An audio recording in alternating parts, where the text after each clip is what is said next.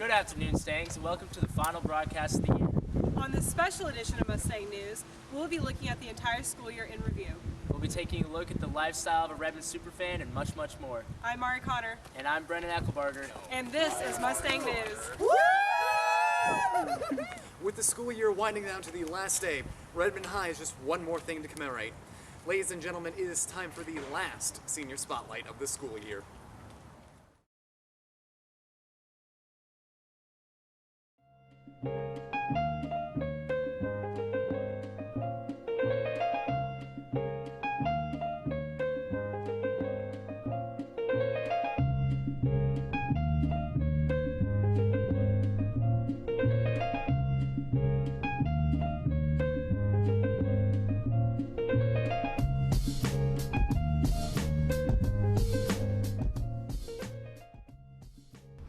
So I think anyone that knows me is probably like, oh, his proudest achievement has to do with sports.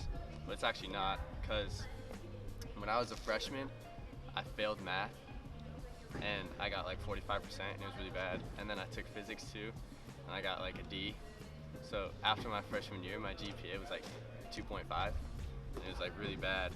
And then I went to summer school and I did a bunch of stuff to fix it. And then so now here I am as a senior. My GPA has gone up to 3.3, which still isn't ideal, but compared to what it was before, I mean, I'm really proud that I was able to put in work and get it up. Yeah, do my thing.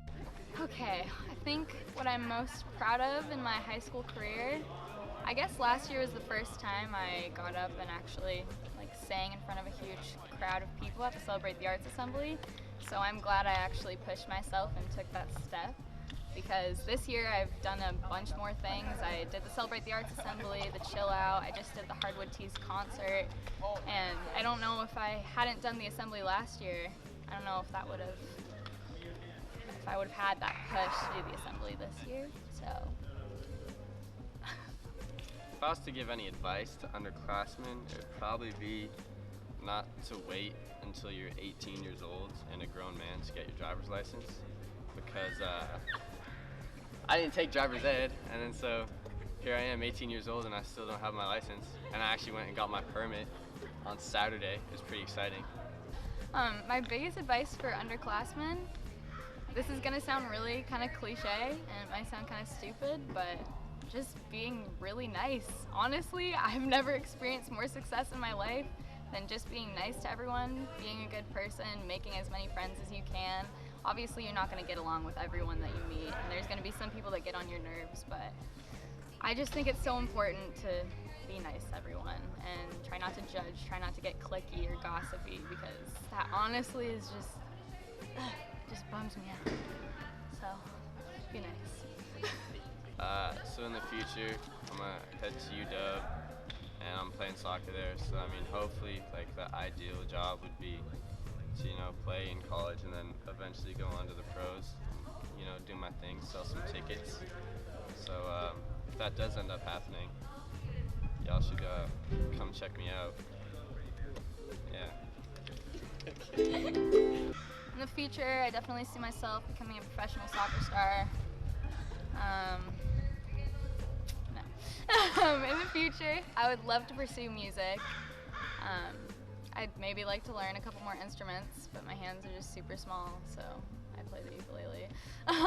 But I would love to pursue music, get on SoundCloud, make my mark, whatever. But fallback plan, I'm not going to study music in college probably, so I'll probably study history, sociology, so I might want to do something with that later in my life as well.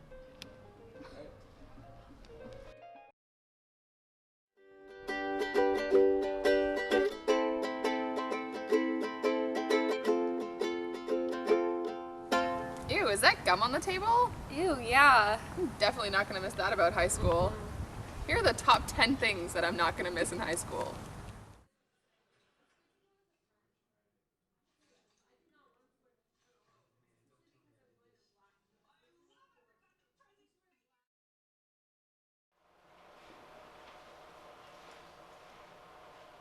Hey, can I borrow a pencil?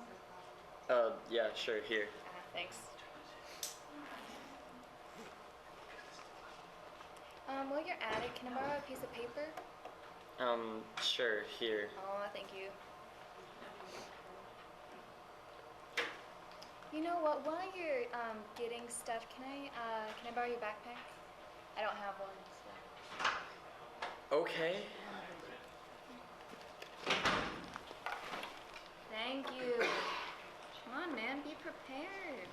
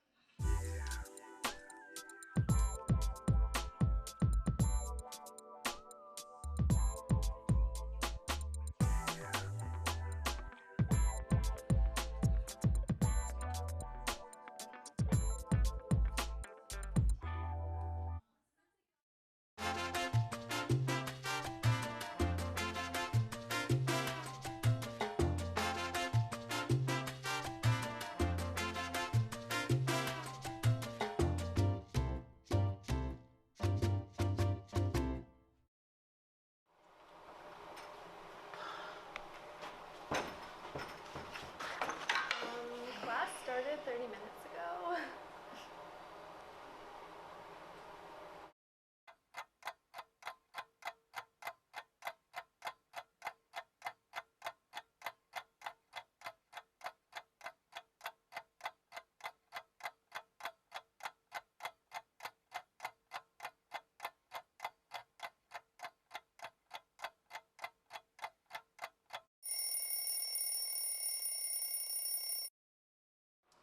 Alright, class, so today's activity is how do people discover what these strengths and weaknesses are? Whoa, why can't you spell there? I thought you were an English teacher. Are you dumb? You're creepy. Moving on. Why you made that t-shirt today? That's so 2000.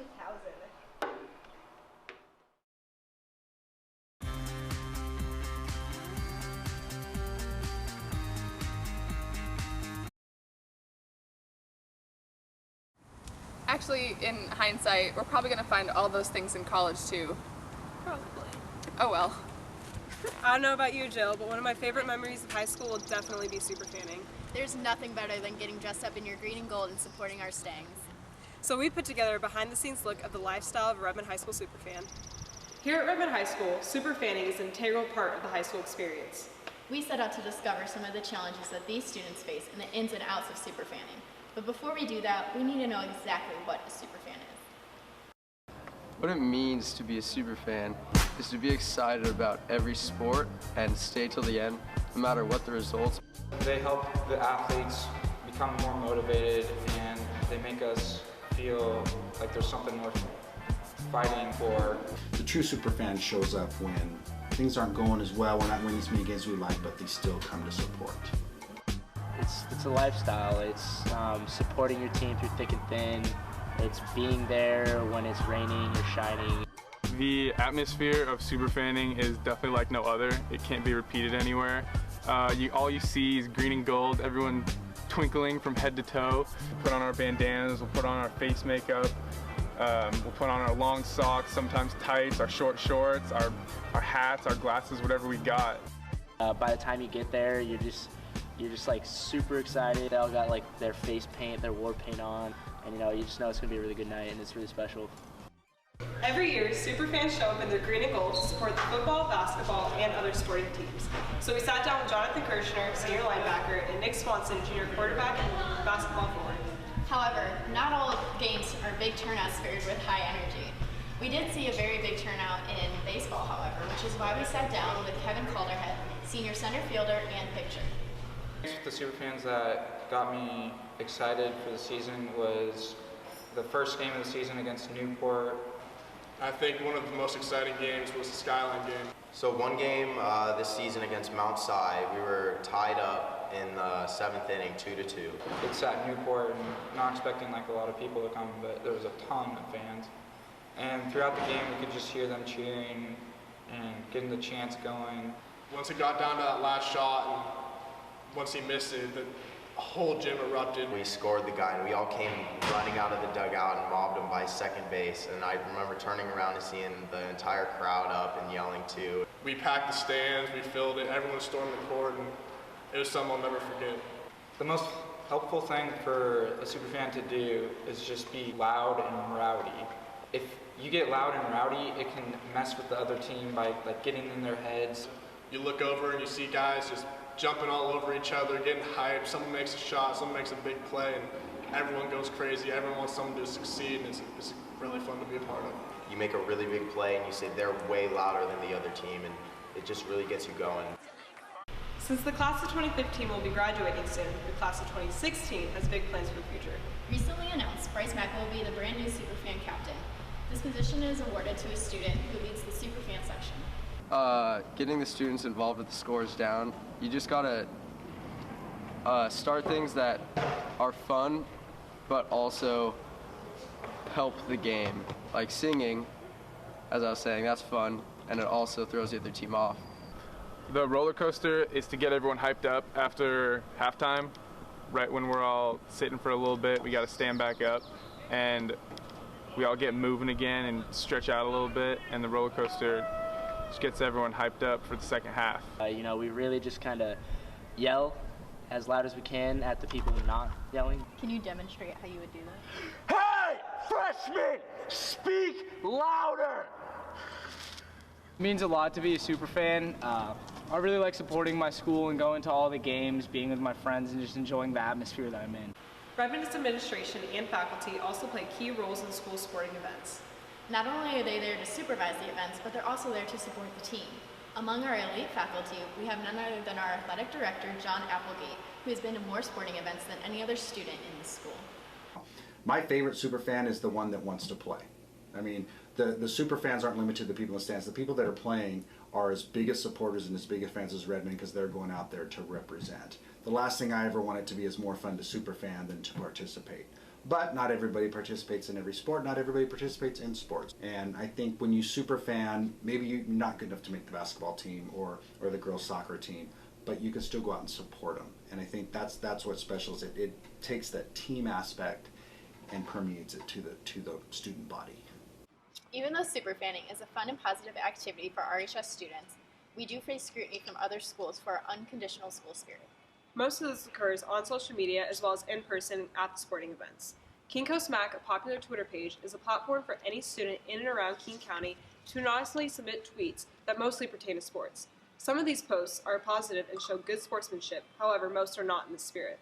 For example, on February 2nd, 2015, Kinko's Mac posted a submission that read, quote, "Redmond has way too much pride for a school with absolutely terrible athletics. From everyone." Additionally, Redmond faces scrutiny during the games through the chants of opposing teams. As a student section, the superfans find it difficult not to defend themselves and their team. However, the students try their best to take the high road and maintain good sportsmanship. At games, a lot of times it's like they'll start a cheer and they want us to respond. I think Redmond has kind of a cool reputation of being the school that is respectful. Like our players are respectful, our coaches are respectful. Redmond has a lot of class, and we don't really get involved in all of that bashing on Twitter because we don't care. Whether our teams don't win, we're still having fun, and we're still the best super fans. It's no secret that Redmond does not always have a winning record, but by keeping the fans up, the spirits are high too. The Redmond High School football team had a 1-8 record, and the basketball team had an 8-17 overall record. However, superfan attendance was near perfect. Keeping the energy up when the score is down is a vital part to superfanning. Because of the school spirit, as well as limitless support from the student body and staff, the distinction of a Redmond High School superfan will be passed down from class to class. Undoubtedly, Redmond High School's spirit will be passed down for many more years to come. Go Stangs!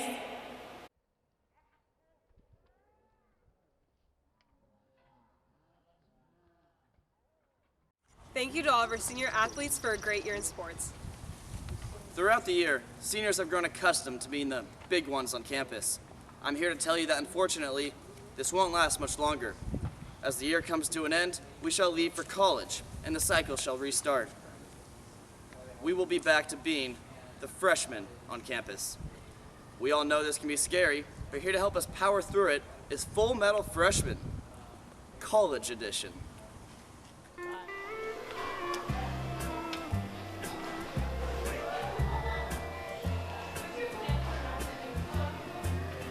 Kiss me goodbye and write me while I'm gone. Goodbye, my sweetheart. Hello, Vietnam. America has heard the bugle call. What are you two seniors doing? We're playing Uno. Don't you have work you should be doing? Well, yeah, but we graduate in a couple weeks. That's no excuse. You're about to start college, and if you don't start preparing now, you will never survive the next 4 years of your worthless lives. And we've got serious work to do, so get up, maggots. It's time for college.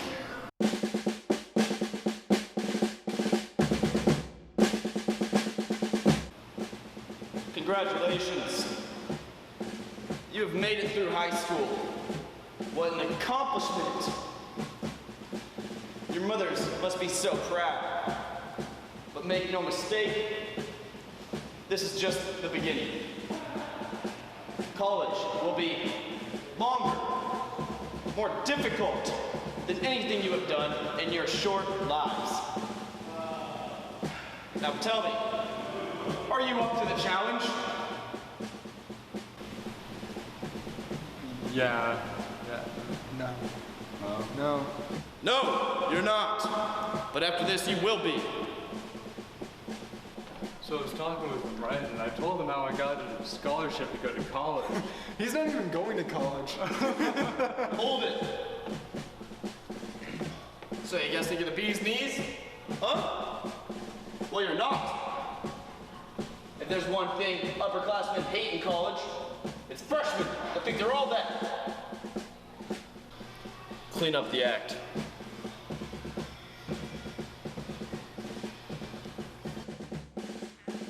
Pick it up, maggots. You're gonna have to run across campus faster than that. That was shameful. You all are a disgrace. We need to find you a new mode of transportation.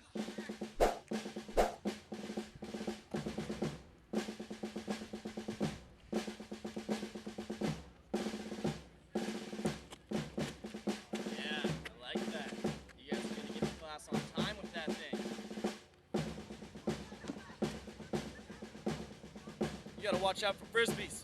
College kids love that stuff.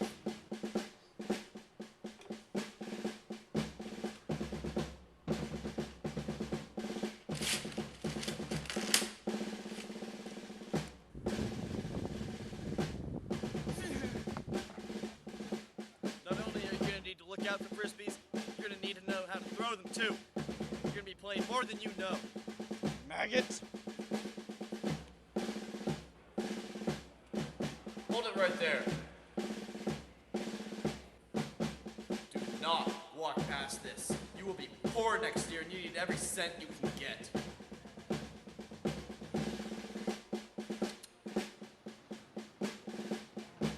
This is the library. Get to know it well. In college, it's gonna be your best friend. Get in there.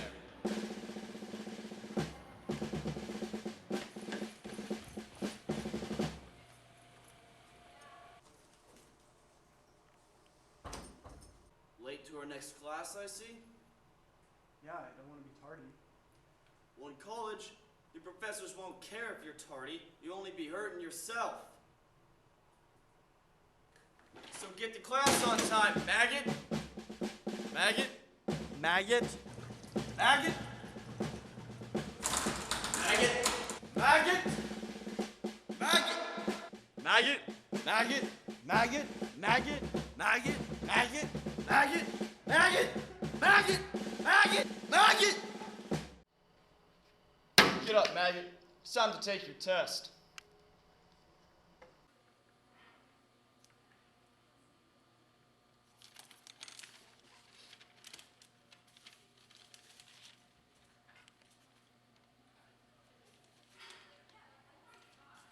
Looks Looks like you passed.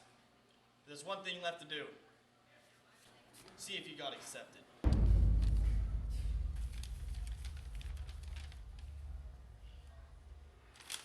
We got accepted! We're all in this together, and it shows when we stand hand in hand, make our dreams come true. The training has ended, and it is now up to you to be the best you can be walking out of this school and into the bigger shoes of college. Nobody's going to be there to hold your hand. So follow my instructions, and you'll be just fine. Good luck to all you maggots.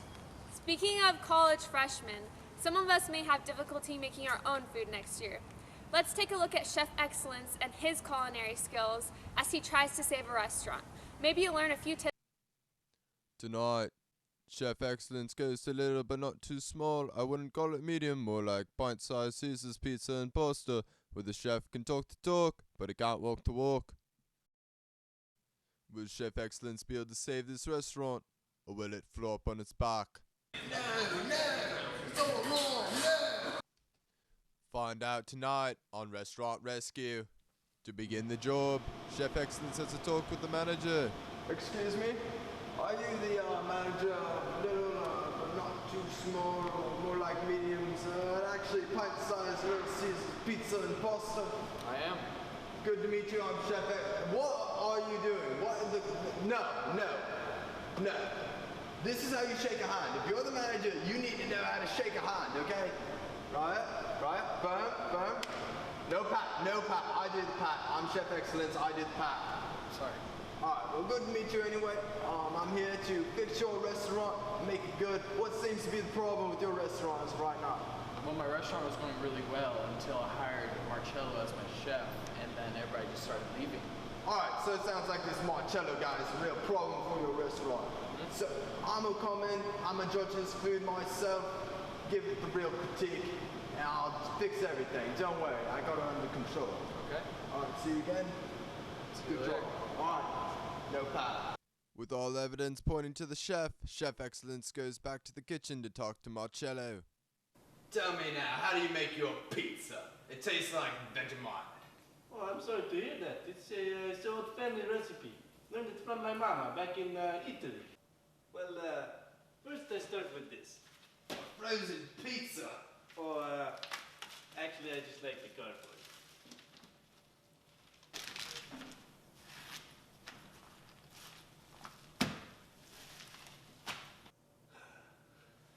Alright. First we need to lay the foundation. I got some Texas toast. What are you doing? That's toast. You don't need dough, mate. Too much work. Good stuff. Oh, what the bloody halibut? You put American Texas toast on a pizza? Next, this is the most important part. We have our family's secret red sauce. Ketchup? What filth of a sauce are you putting on your pizza? What is this ketchup? It's wonderful. What are you talking about? Oh, yes.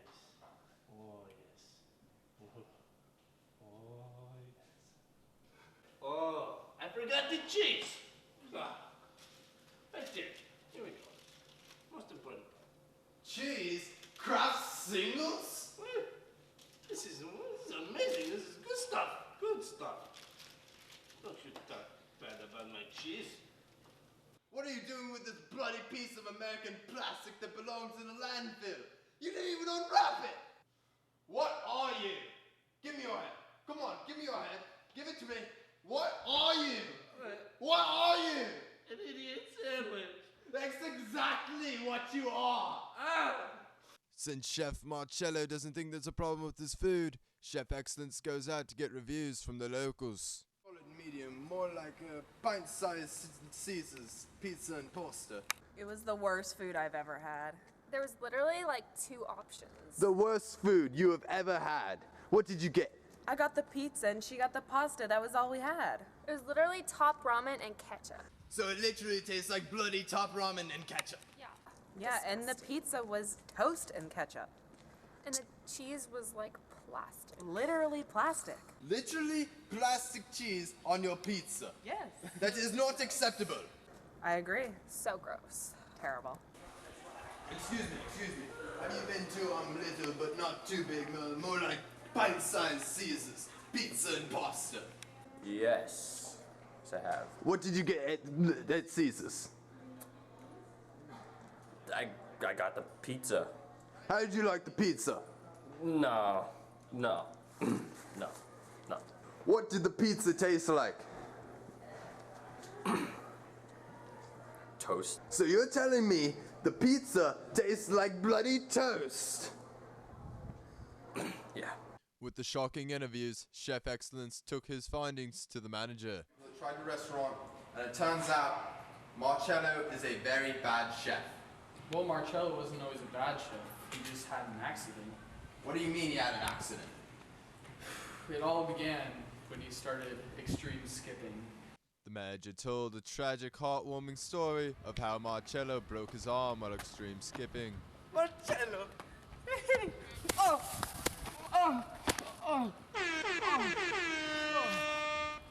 Not in my arm.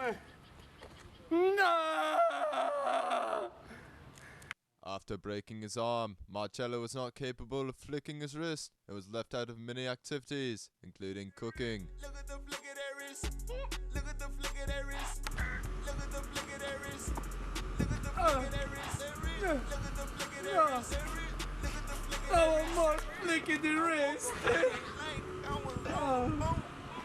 I woke up feeling like I need 100 goats. With this new heart-wrenching story, Chef Excellence understands Marcello's can't simply be fired, and the food must be fixed another way. So I understand that you hurt your arm in a professional skipping accident. Yes. Now I want you to know one last thing before I get you cooking. You're trash! No! Now let's get to cooking! Back in the kitchen, Chef Excellence coaches Marcello, Chef Excellence style. Alright, so what I've gathered is that you don't know how to make a pizza crust. So, I bought you this Pillsbury crust. Crack it open. Get the dough out, yeah? And roll it out. Alright, now you just add a little sauce to your pizza. Not ketchup, the actual pizza sauce. You just have to go to a store to buy this, okay? You just throw some of the sauce on here. Use your hands to lather it around. Make sure it's very even. If you do not have even sauce, your pizza will taste awful. Okay? Okay. Alright, just come in. Yeah. I want you to feel it. I want you to feel the lather. Come in real close. Oh, not on my mustache. You slapped it off of my mustache. You need to learn how to cook, and this is the only way. You're with Chef Excellence now. Alright, now the last thing you need for your pizza is just a little cheese. So, you just pour the cheese on here. None of that Kraft singles. No Kraft singles. This is real nice cheese.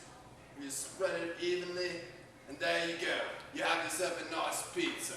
Now you just pop this in the oven and let it cook for about 14 minutes. 14 minutes, no 15. Alright. After letting the pizza cook, it's time to taste the results. Oh wow, it smells beautiful. Oh my god. Woo. Look at that. Give it a little shot.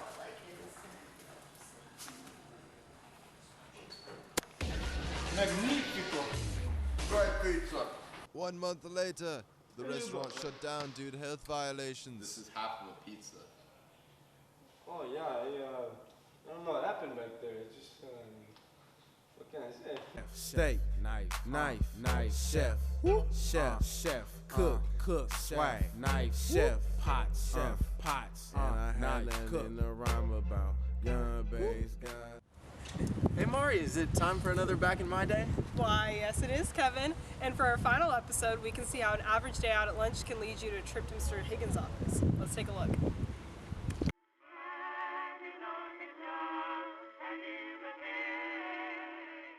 Back in my day, when I was a student at Redmond High School, so I graduated in 2001, lunch was always a great opportunity to leave campus, head down the hill, and our favorite spot was Wendy's.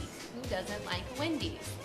Well, we headed to lunch, my friends in the car headed down, and we went to Wendy's, ordered our double stacks, our Frosties, beautiful day in June, about to graduate, weekend of prom, and we pull out of Wendy's, and of course, a bicyclist pulled up next to us and started harassing us. And I kept driving past Wendy's, heading back to Redmond High School, and he kept chugging along and following us. And then he stopped at a red light and started yelling at us through the window. I locked all the windows in my car, locked the doors in my car, and headed up to the high school.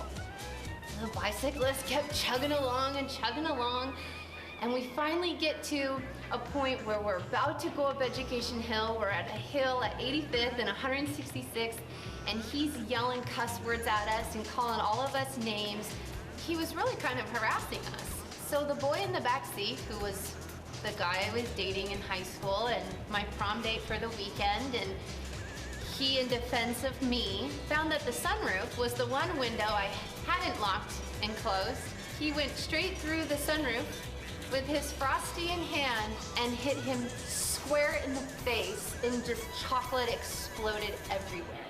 I was terrified because I'm a rule follower, and I ran the red light, I went up 166th and got to the Redmond High School parking lot and just thought, phew, no one's ever gonna know this happened, and I'm gonna hide it from everybody, and I'm gonna go to my 5th period peer coaching class and pretend that nothing happened. So I park and wave hi to admin on my way in, and I get to my 5th period, and the Redmond police came and pulled me out of my 5th period class, asked me to come with them. I wonder why. So I ended up getting into Mr. Higgins' office, and Mr. Higgins sat me down. Miss Ewing was also an administrator, and so between Miss Ewing and Mr. Higgins, they scolded me, told me to tell them everyone involved, but I protected the identity of everyone in the car and took the entire fall for it. And Mr. Higgins put me on a behavior contract. Miss Ewing talked to me and told me about how to handle situations, and at the end of the day, back in my day, that's how we handle our problems. Chocolate Frosty to the face.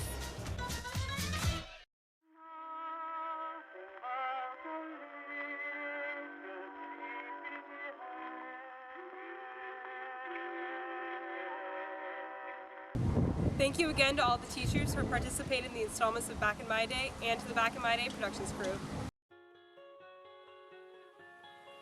Oh, don't you dare look back. Just keep your eyes on me. I said you're holding back. She said, shut up and dance with me. This woman is my destiny. She said, ooh, ooh, shut up and dance with me.